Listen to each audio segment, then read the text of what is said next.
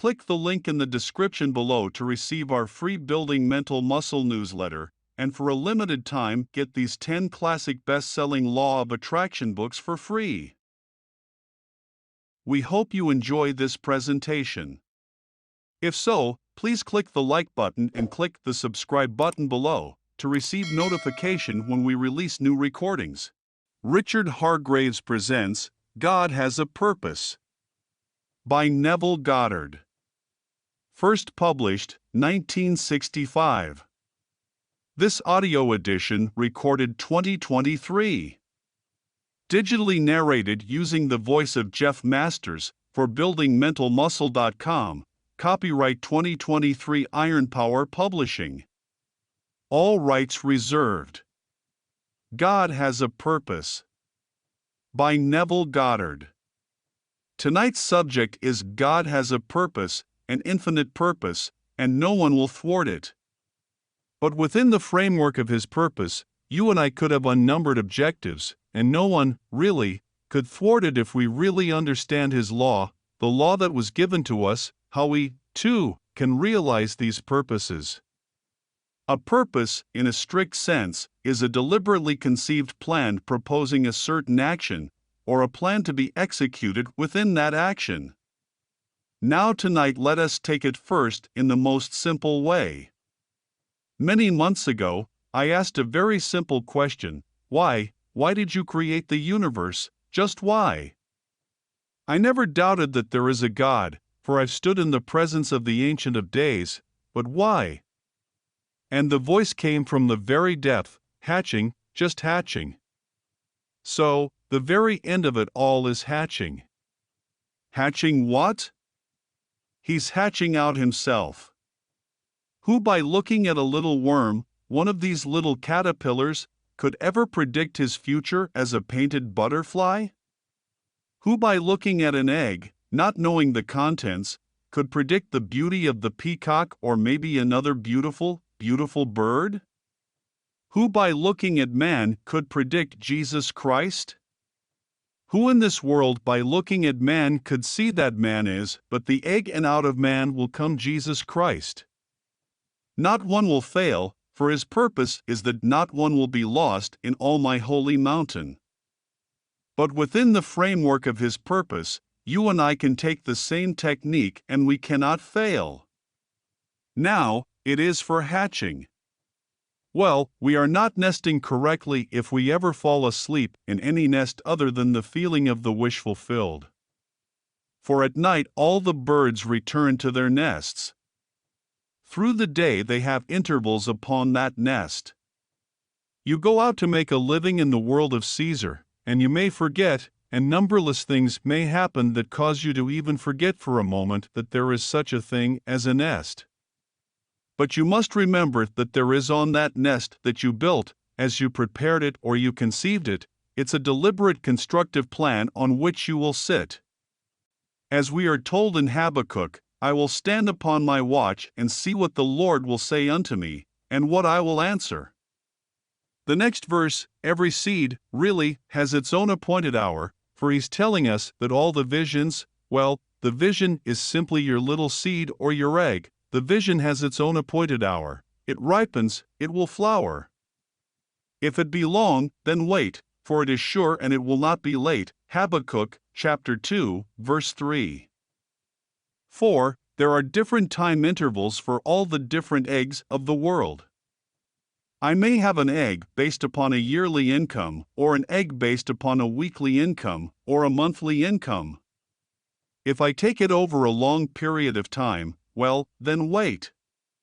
If the first day, week, month, or even the first 6 months are slow, but I am faithful to that egg which is a yearly income, at the end of the year I will look back upon the most fantastic year I've ever had. So, in the course of a day, I will fly from that nest and do all kinds of things and forget, but at night let me return to that nest and keep that seed warm, keep that egg warm. And then do, as we're told in Habakkuk, I will stand upon my watch, and I will watch to see what the Lord will say unto me and what I will answer. Well then, the Lord is simply the whole vast world pushed out, for the Lord is I am. So, I am sitting on this state, and then I look upon my world is myself fragmented, and that is what the Lord is saying unto me. When I think of my friends and see them mentally in my mind's eye, what are they saying? Are they congratulating me? Am I accepting their praise graciously? Well, then I will now sit upon this nest and fall asleep in this assumption, in this state, for I am standing upon my watch and watching to see and to hear what the world, the Lord, will say unto me and what I will answer. What is my response when they say what they must say, seeing me as their friend so successfully lifted up in this world? So, if you will do that, night after night, no power in the world can stop me from bringing forth from that egg, which is simply my assumption, all that it is implying, if I will do it. I may leave it and not really sit upon the egg. We have seen that in all the barnyards of the world, 4 eggs are dropped and no one thinks in terms of ever warming them or incubating the egg.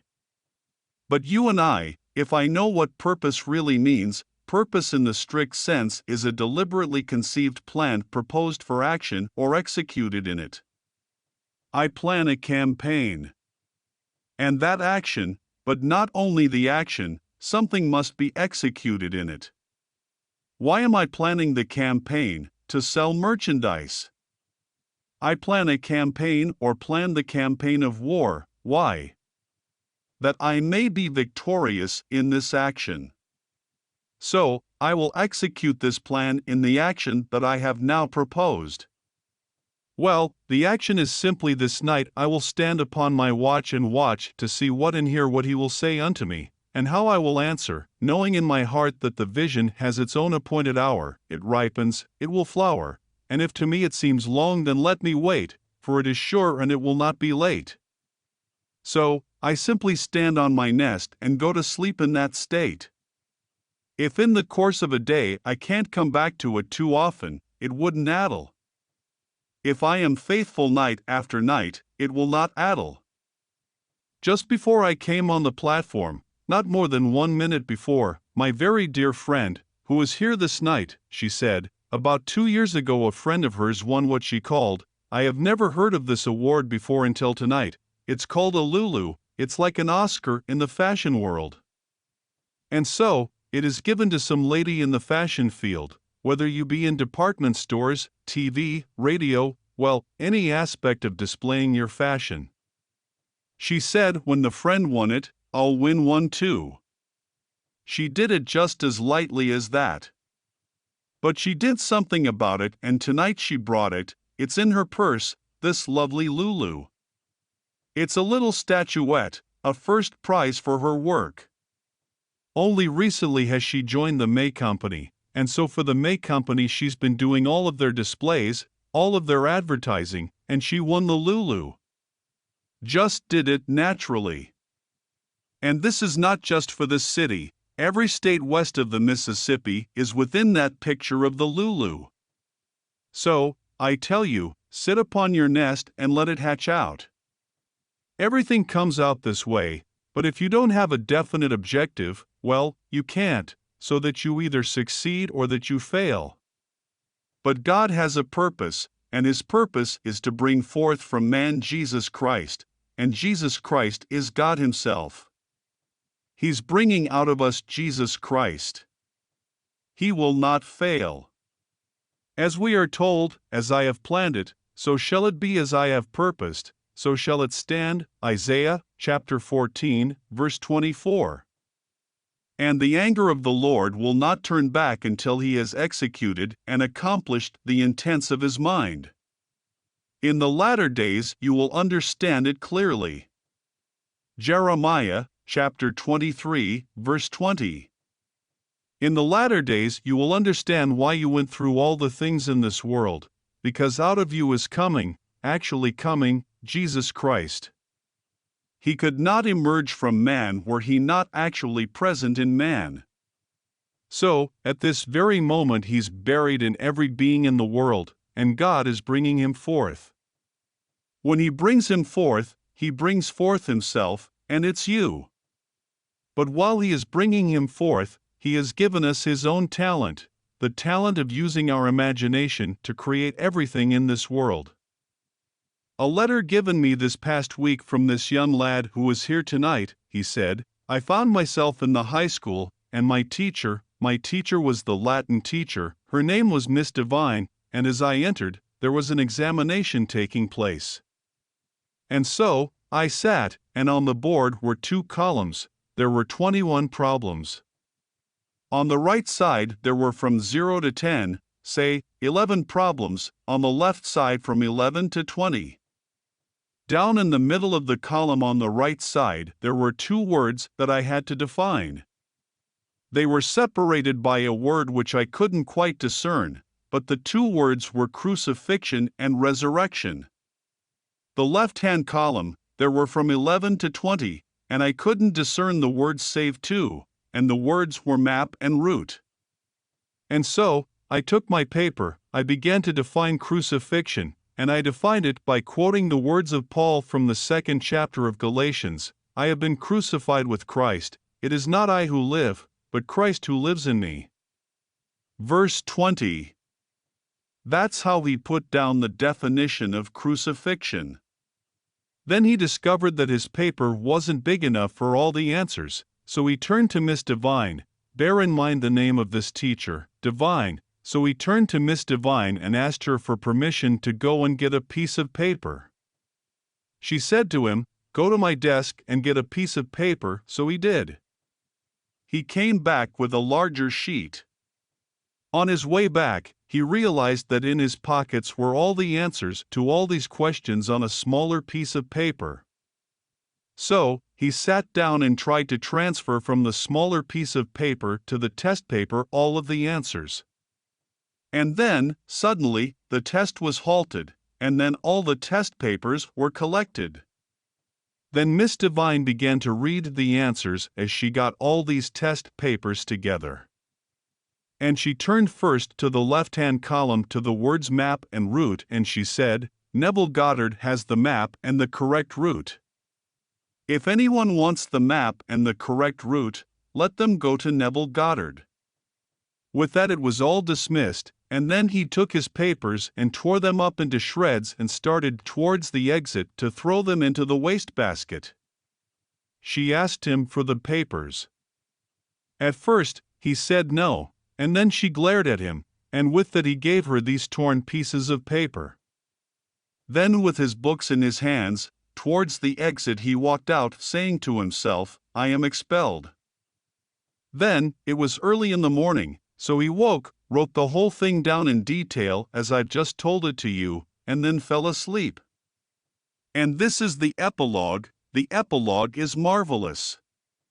He heard a voice, and the voice was the voice of the broadcaster, the announcer of the Angels, the baseball game. Bear in mind, they're the Angels, not the Dodgers, they're the Angels. And this Don Whale said, this is the 4th game that the Angels have played in the last 24 hours, and there are 400 people present. The 4th game in 24 hours, and there are 400 people present. Well, 400 is the numerical value of the 22nd letter of the Hebrew alphabet, which is tau, and it has the symbolical value of a cross. Remember, he defined only one word, he defined crucifixion. The 400 were present.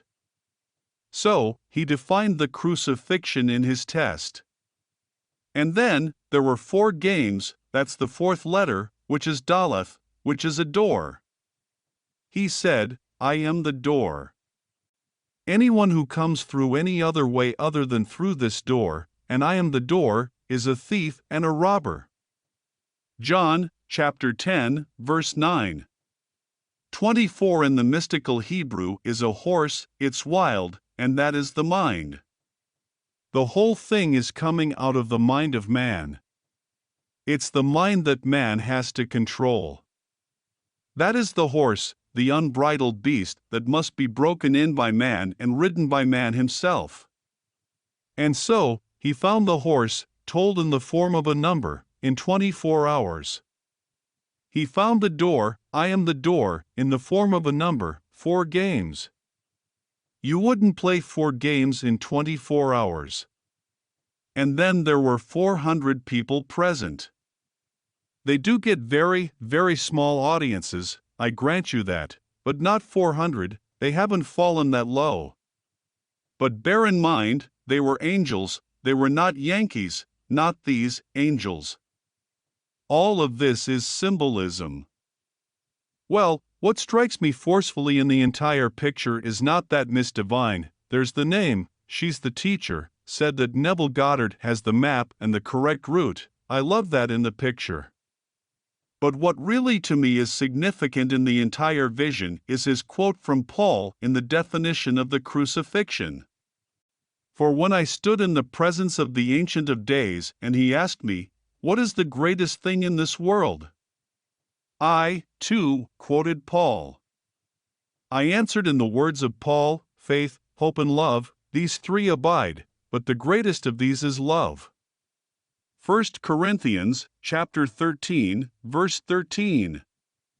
At that, infinite love embraced me, and I fused with him and became one forever with the body of God. And I wonder, after his letter to me, do we all answer in the words of Paul? I'm asking a question. He shared with me his experience.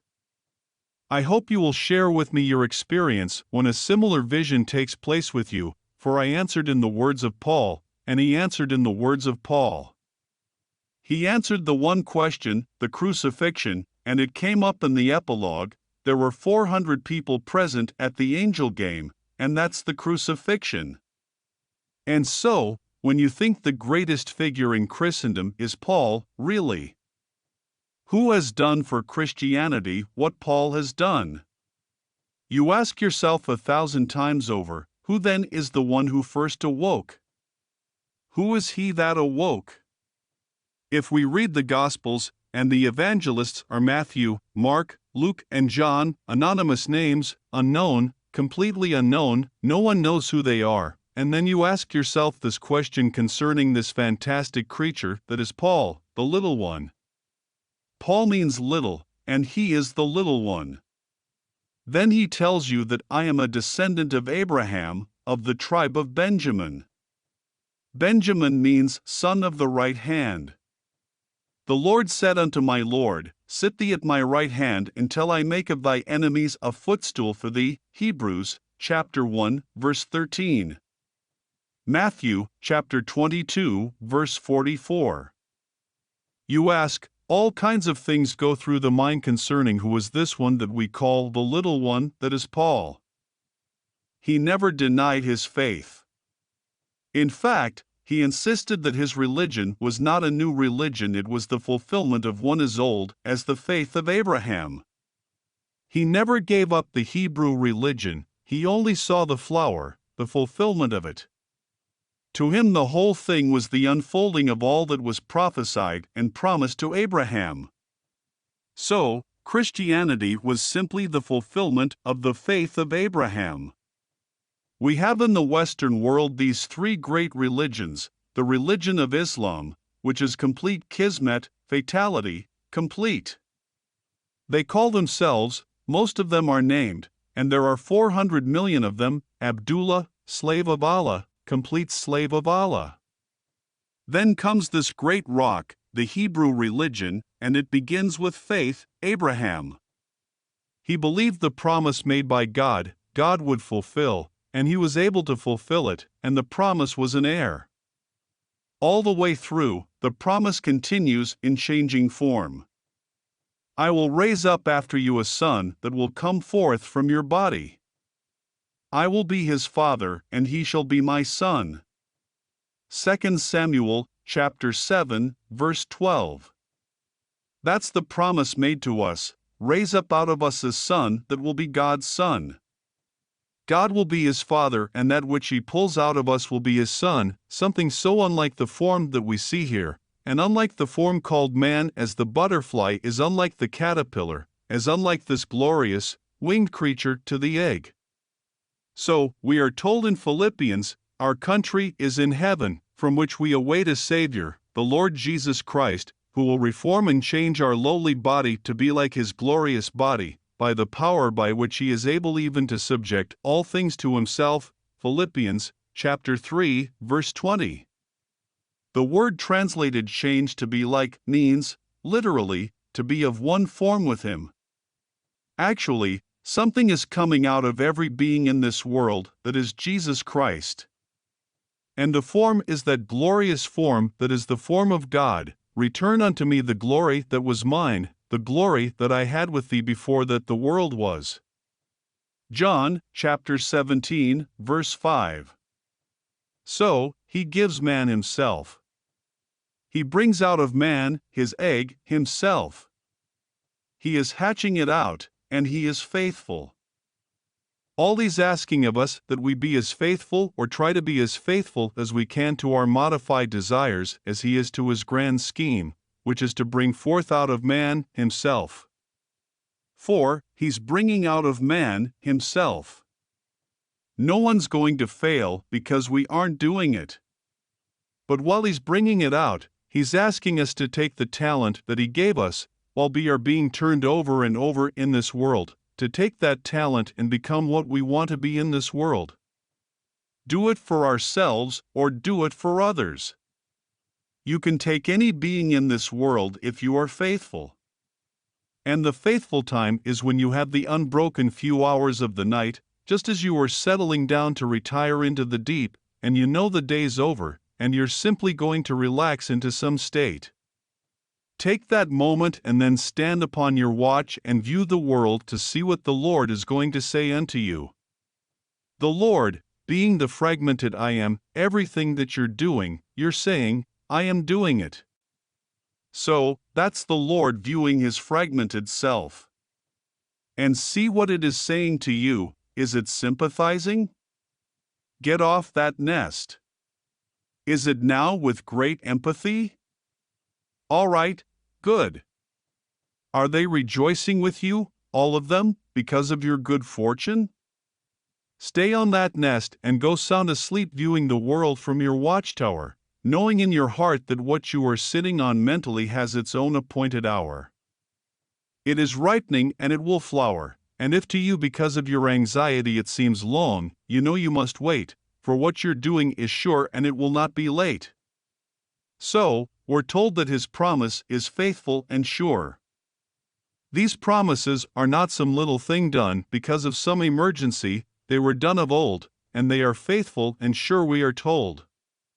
Not something that suddenly, because of some plan in the world of man, that God is now instituting some emergency thinking. No, his plans are of old. Man is allowed all the freedom in the world to make all the mistakes in the world, perfectly all right. He will correct it. He doesn't condemn man, he corrects man. He corrects all kinds of things, but allows us within the framework of his purpose to do anything in this world that we desire. He doesn't have the same code that man tries to impose upon man. He allows us quite a wide range of everything in this world. So, I say, God has a purpose, and his purpose is to bring forth himself out of his egg called man. But while the egg called man is living in the world of Caesar, he allows it to use a certain talent. The talent is the gift he gave of himself, which is man's imagination. Man can take his imagination and create anything in this world. You think of this story of the Lulu. For here is a lady who only recently started working for the May Company, and how many artists must there be between the Mississippi and the West Coast who simply wanted that? This is a first prize. This is not something down into the bottom of the barrel. This is the Lulu. I never heard of it until tonight, so she brought it in her purse and picked it up. It's like an Oscar. It is an Oscar to those who are in her profession. And this covers the entire waterfront. This is not confined to department stores. It isn't confined to TV or to radio or to moving pictures, but to every aspect of the art world where ladies are involved in fashion. And she gets it. She's only been there a few months, and she gets it, because she wanted it, and she knows the principle, and the others who I think by her own confession will be equally talented, they didn't know the principle. So, they didn't sit upon the nest and simply view it as she did. So, she sat upon the nest. So, I say to every one of you, don't get off that nest until it hatches out, and then go for a bigger nest and a still bigger nest. If anyone tells you that you shouldn't want things, turn a deaf ear to them. Completely turn a deaf ear to them. You're not going to be enslaved by things if you know this principle. You'll get things and be quite willing to drop them on the way. But you'll simply test your talent. You're exercising your talent, and a talent that isn't exercised is like the limb that is not exercised, it atrophies, it does. And so, day after day you must take your dreams, your noble purposes, and simply settle down and nest them and simply bring them to pass in your world. Everyone will hatch out, for we are told, not one is lost in all my holy mountain. Not one child born of woman will ever fail to bring forth what God has demanded, and God demands only one thing: I will raise up out of you a son that will come forth from your body. I will be his father, and he shall be my son. That son will say of his father, I and my father are one, because he is the creative power and wisdom of God. John chapter 10, verse 30. So, when he comes forth, personified, he will say of the very power that drew him out of that body, I am the power and wisdom of God. 1 Corinthians chapter 1, verse 24. I am he. You are he. And everyone will come out, not one will fail. So, I tell you, try it. Try it over and over and over, and don't ever admit failure, don't for one moment admit it. The most impossible thing in this world, still try it. For here, we will not accept paganism, we will start with Israel, that's where the whole creative world starts, really, and it's based upon faith. Christianity is the fulfillment. If an Orthodox Jew will not believe that it happened, all right, he will eventually. At least he has the faith that it is going to happen. But I tell you that it has happened. But I will go back now to that definition of my friend Tom with the crucifixion, and go to another aspect of it, which you find in the 6th chapter of Romans. He took his from the 2nd chapter of Galatians, but the 6th chapter of Romans, if we have been united with him in a death like his, we shall certainly be united with him in a resurrection like his. Verse 5.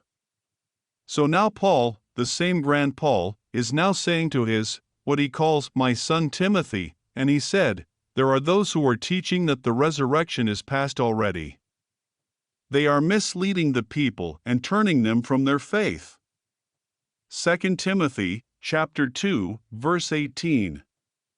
His condemnation of those who said it was past already, once and for all, is, well, you can't quite describe the condemnation, uncompromising. It's not past once and for all. It took place, it is taking place, and will continue to take place until everyone gives up that Son of God. It's the Son of God in man that is buried that makes man alive. Were it not for the Son of God in man, then there would be no living being in this world. So, if I have been crucified with him, all right, I have enjoyed that death. I'm crucified with him, and in that crucifixion, I have union with him. Now, certainly, I will also be united with him in a resurrection like his. Well, I can tell you from experience it has happened to me. So, I know the joy of the union in my crucifixion with him, and I now experience the joy in my resurrection with him. It's one.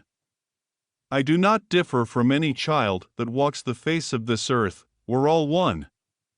I can't share with you that body which he has transformed to be like his glorious body. I tried it once and didn't quite succeed in revealing the glory of the body that is one, but she is not far off from seeing it for herself. But here, it's the most fantastic glory, the joy of this body. Human face, yes. I will recognize you? Certainly, forever and forever. But I can't describe the glory of the body, it's something entirely different.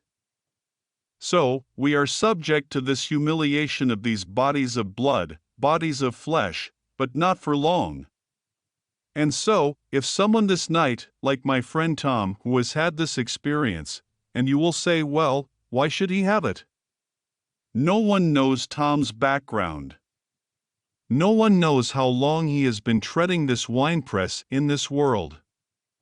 No one knows it. And so, if in many ways you may think he is young or even limited in expression, don't. Because the minute it happens to one, limitations fall away. These things that seem so wonderful here that we acquired through labor will not be used, because it's all then a creative power in operation. So don't judge anyone. And may I tell you, if perchance you should entertain such a thought, bear in mind the story of Job. Job's story is the story of man. Here is the most cruel experiment ever performed on an innocent being, that which is performed on Job. Job in the very end didn't condemn the Lord. He thought the Lord was justified in everything that he did. And then he turned from himself, for he felt sorry for himself, and he prayed for his friends, and as he prayed for his friends his own captivity was lifted. Job, chapter 42, verse 10. So, turn from self to a friend and wish them well. Well, that's really what love is, to wish a friend well, and sincerely wish him well. May I tell you what will happen to you? You'll simply bloom. Out of the nowhere things that are now hidden from you will come into view, and they're all yours by sincerely wishing a friend well. So, when Job turned from himself and prayed for his friends, his own captivity was lifted. So that is what we're here to do. Turn to someone this night, I don't care who he is, who she is, and see them in your mind's eye in some blessed state. And feel the thrill that will be yours as a friend because they are what you're now representing them to yourself as being. Someone once said, and for years I had to agree with them, and even to this day I would go along with them, that if someone is hurt, 1,000 will rush in sympathy, and if some member of the neighborhood falls heir to a fantastic fortune, you don't find the joy, you find envy. So, we have so many words to express sympathy, compassion, and all these things, but possibly only one which is not a good word in a sense, because it isn't known. You speak of empathy. How many people even know what the meaning of the word is when you use it? So, it isn't used. It's used in cultured society among the educated. They know the meaning of the word, but they don't use it because it's not in use. They will use it in their writing, and someone reading their works will rush to the dictionary for definition of the word, because we're not given to rejoicing with those who have good fortunes smile upon them. In fact, one of the disciples, whose name is only mentioned among the 12, he's not mentioned saying that he's one of the 12, is Thaddeus, and Thaddeus means praise. It's so little exercised by man that there is no story of Thaddeus in the Bible. He's only called. He is called, he has to be part of the awakened man, for the awakened man must have Thaddeus within him awake, but in the actual story he isn't there. He's only named among them, and he's the 10th disciple, and the word is praise. How many of us can rejoice when we hear of the good fortune of another? We wonder, why didn't it happen to me? That's the reaction. You read in the morning's paper someone won $150,000 with a $2 bet, some daily double in Florida or someplace or down in Caliente, and instantly you say, I wish I had it. No one thinks of the joy in that household, that moment when he goes home to his family with $100,000 in cash. We think, why didn't I make it? So really empathy is an empty word until it becomes so alive that we use it as frequently as we use sympathy. We can sympathize with one who lost his home because he had a hot tip and put the house down on the horse that didn't come in. We can sympathize with his wife at home who must now give up the house, but we cannot rejoice with her when he comes home with the fortune. So, Job rejoiced in the good fortune of his friends, and as he did so his own captivity was lifted. So, to come back to our theme, which is God has a purpose. That end you can accept as Abraham accepted it. He heard the promise, he believed it, and then, in spite of the hell of the 400 years in this land where he was a stranger, where he was a slave of slaves, he still remembered the promise. He believed the one who promised was capable of fulfilling that promise. And then, he rejoiced that he was to see my day, he saw it and was glad. John, chapter 8, verse 56, and went through hell faithful to the promise made to him by God. And so, you become that. I tell you he's coming out of you, one that is completely glorified, and the body he wears is the body of God. Not some little, tiny thing, something is coming out of all of us that is the most glorified thing in this world. It's an immortal body and the body is the body of God.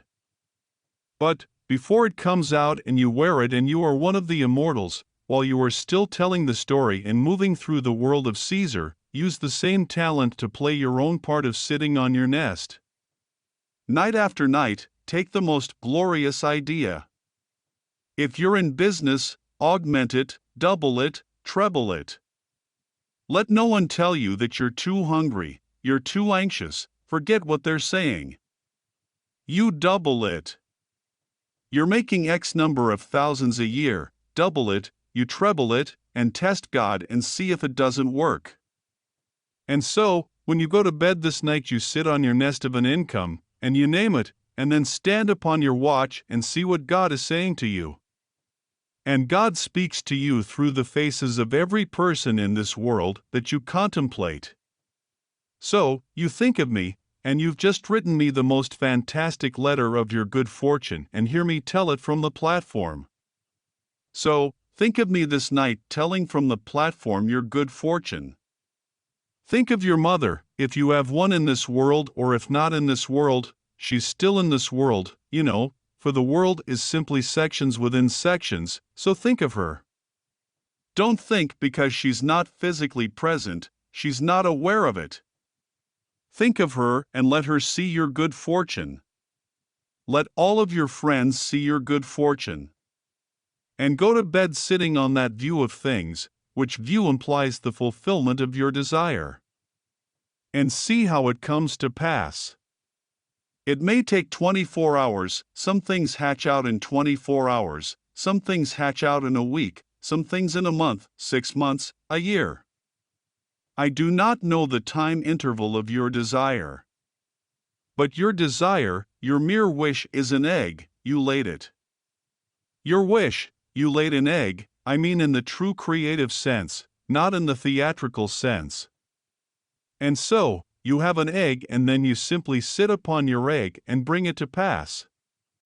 Let the whole thing come out in this fabulous world of yours. Now let us go into the silence. Question: Neville, you said last Tuesday, that we are inserted into different time intervals as these wheels turn. They're not turning together, they're turning, and we're inserted. Now, once before you told us that once you, like this man, your example of a man putting coal down the cellar, he's always doing that. Now I can't reconcile that, would you explain it? I mean, if we're inserted, we leave this sphere and are inserted into another wheel, are we still doing that? Answer: no. First of all, the lady is asking a question based upon an experiment that William Ramsay made under a controlled withdrawal from this world. William Ramsay took ether, chloroform, and in his presence were nurses and secretaries, and they gave him these doses of chloroform as he asked for them, and he withdrew from this surface mind. As he went deeper and deeper into himself, he recorded audibly for his secretary to put down what he was experiencing. And he said, I saw, and he was in London, and he saw a man delivering coal to a certain home, and said he to his secretary, at this moment in time, one would think that that man was delivering coal because someone ordered coal, but at this degree of withdrawal, I would say that that man is delivering coal because he is part of the eternal structure of the universe. He is always at that moment in time delivering coal. So, if you went back to, say, he delivered coal on the morning of July the 6th, on July the 6th of that year of that wheel, he is always delivering coal. So, when Hamlet enters the stage, at a certain moment when he has the argument with his mother and tries to persuade her to assume a virtue if she has it not, he is always at the moment of the play. He doesn't bring it in at the first act, he brings it in after the murderous thing that the uncle and his mother contrived. So, he does not ask the mother to assume a virtue until he knows the mother is in need of that radical change of attitude. So, he couldn't come before. But at that moment of the play, he's always trying to persuade her to change her attitude. That's the whole vast structure. But we are not the garment that we are wearing. We are that being that God is bringing forth. On the surface we are no more than the eggs, but buried in us is God, and God is bringing forth Himself, His creative power, which is personified in Scripture as His Son. Question: where Jesus rose from the tomb and Mary approached Him and He said, "Do not yet touch me, I have not yet ascended to my Father." Answer: did you hear the question? Do not touch me, I have not yet ascended to my Father. First of all, this is a mystery. We can't see it as a man getting out of any tomb, can't do that. The drama takes place in you, Bill, the whole thing takes place in you. After it takes place in you and you're completely ascended, everything that has happened as told in Scripture or the Gospel is only a revelation of the risen Christ. And so, in the appearance of a man, that great title Lord is conferred upon any man to whom Christ has risen. So, he's telling the story. The world is now his Mary, as it were. And they're trying to, you can't touch it through the flesh, you can't touch it in any way whatsoever. I have ascended, but not completely until the body is taken off. And so, while one is still in the body, while he still tells the mystery as he experienced it, let no one try to touch him to make something spectacular out of him. This man doesn't need to be worshipped, he said, worship God. I'm a man just like you. So, he's asking the whole vast world not to make an idol of him. He hasn't yet ascended, but when he does, he goes no place other than where you will be in the not distant future. So, it's a drama within a drama. It's a mystery, if you tell as it has been told of some little place where someone came out of a tomb, and the only tomb out of which Christ ever rose is the skull of man. And he can't show it to another. They either believe it or don't believe it, and most did not believe. So, he told them what happened. In fact, those 5 words at the end of Luke are the most provocative words. They related their own experience. They told what had happened, and then to most people who heard it they seemed like the words of an idle tale and did not believe it. And so, out of man comes this fantastic, glorious being, which you may try to show to another, but the eye is veiled, they can't see it. And even he who wears the garment is not aware of his glory while still in the body. But he knows what has happened to him, and the whole thing that has happened in Scripture has happened to him. Of course, one translation of that same statement is this: do not hold me back. That is what Moffat has. Instead of do not touch me, he has that translated do not hold me back, that you by your sense of loss will bind me to where you are. For I'll be always called by you for your sense of loss. Then do not hold me back, let me go. So, the sense of, if someone that you admire as a teacher and hold them high in your mind's eye is now departing from the world, your sense of loss and their feeling for you would hold them close. Do not hold me, do not keep me back, for I can serve better when completely free and then control from above. Good night. End of lecture. If you enjoyed listening to this recording, please click the like button and click the subscribe button below to receive notification when we release new recordings. Click the link in the description below to receive our free Building Mental Muscle newsletter, and for a limited time get these 10 classic best-selling Law of Attraction books for free.